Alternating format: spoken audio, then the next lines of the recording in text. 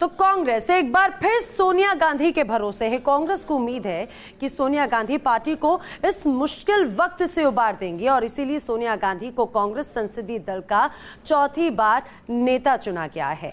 वहीं सोनिया ने भी मौजूदा चुनौतियों का सामना कर कांग्रेस के दोबारा उठ खड़े होने का भरोसा भी दिलाया है। लेकिन सबसे बड़ा सवाल यह है कि क्या सोनिया कांग्रेस का बेड़ा पार लगा पाएंगी।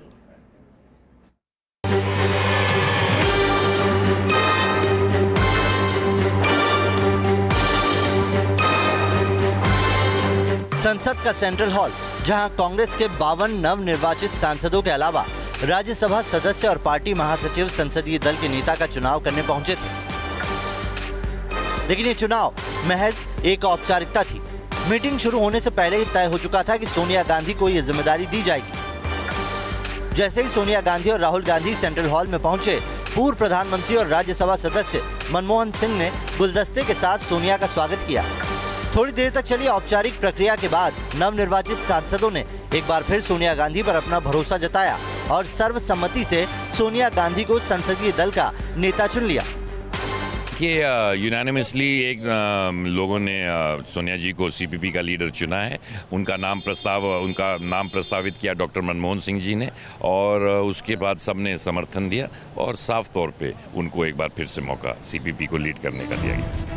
सोनिया गांधी चौथी बार पार्टी के संसदीय दल की नेता चुनी गई हैं। बैठक में लोकसभा का नेता चुनने के लिए भी सोनिया गांधी को अधिकृत किया गया। 16वीं लोकसभा में मल्लिकार्जुन खड़गे लोकसभा में कांग्रेस के नेता और ज्योतिरादित्य सिंधिया मुख्य सचेतक थे। इस बार दोनों चुनाव हार गए हैं।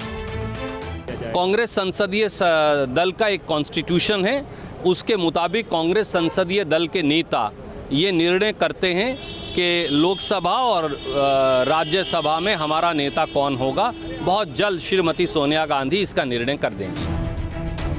इस बैठक में नई सरकार बनने के बाद 17 जून से शुरू हो रहे संसदीय सत्र के मुद्दों को लेकर भी चर्चा हुई, तो साथ ही सरकार को घेरने की रणनीति भी बनी। संसदीय दल का नेता चुने जाने के बाद सोनिया ने 12 करोड़ वोटरों का कांग्रेस पर भरोसा जताने के लिए शुक्रिया अदा किया। लोकसभा चुनावों में मिली करारी हार से पस्त कांग्रेस में जान फूंकने के लिए सोनिया ने जनता के अधिकारों के लिए सड़क से संसद तक संघर्ष करने की हुंकार भी भरी, तो साथ ही उम्मीद जताई कि मौजूदा चुनौतियों से उबरकर कांग्रेस पार्टी दोबारा उठ खड़ी होगी। सोनिया ने कहा, यह हमारे लिए अभूतपूर्व संकट का समय है, लेकिन इसमें ही अभूतपूर्व मौके भी शामिल हैं। अब ये हमारे ऊपर निर्भर है कि हम इसे कितनी विनम्रता और आत्मविश्वास से लेते हैं। हार से सही सबक सीखने की आवश्यकता है, तो देश की जनता को हमसे सम्मान पूर्वक जनादेश स्वीकार करने और खुद में सुधार की अपेक्षा भी है। हम जानते हैं कि हमारे सामने क्या चुनौतियां हैं। हम वापसी करेंगे, हम अपना हौसला नहीं खोएंगे, हम सरकार को उसके वादे याद दिलाते रहेंगे। लोकसभा चुनावों में बीजेपी के हाथों करारी शिकस्त झेल चुकी कांग्रेस के लिए आगे की राह आसान नहीं है। कार्यकर्ताओं का मनोबल गिरा हुआ है। भयानक हार के बाद पार्टी अध्यक्ष राहुल गांधी भी इस्तीफे की पेशकश कर चुके हैं। ऐसे में सवाल यह है कि क्या सोनिया कांग्रेस को संकट से उबार पाएंगी। 90 के दशक के अंत में कांग्रेस के संगठन में जान फूंकने वाली सोनिया क्या वही करिश्मा दोहरा पाएंगी। क्या 5 साल बाद सोनिया कांग्रेस को फिर से दिल्ली की सत्ता पर काबिज करा पाएंगी।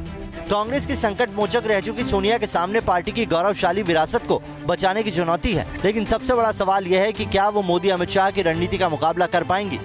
क्या कांग्रेस में पैदा हुए भरोसे के संकट को सोनिया खत्म कर पाएंगी।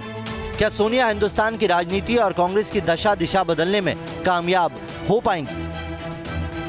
जो साफ शब्दों में कहा जाए तो कांग्रेस ने अपना संसदीय दल का नेता तो चुन लिया है, लेकिन कांग्रेस अध्यक्ष को लेकर जो उहापोह की स्थिति बनी हुई है वो अब भी बरकरार है और उसे लेकर कांग्रेस को अपना रुख अभी साफ करना बाकी है। जयराम के साथ मधुरेंद्र कुमार, न्यूज़ नेशन, दिल्ली।